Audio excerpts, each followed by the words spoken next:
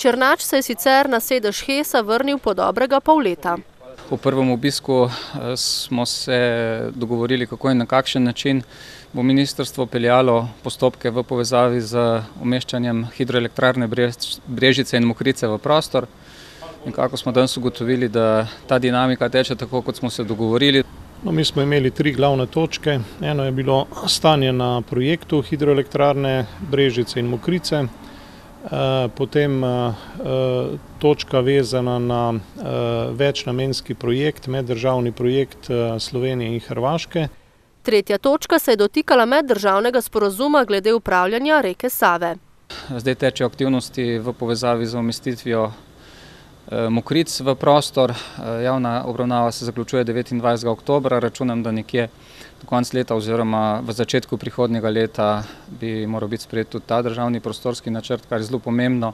Ključna ugotovitev je bila, da stvari tečejo tako, kot smo se dogovorili. Mi smo veseli, da je bil državni prostorski načrt za Brežice pravočasno sprejet in kot kaže bo tudi za Mokrice, kar nam bo omogočilo, da bomo tudi skladno z zakonom končali obe hidroelektrarni.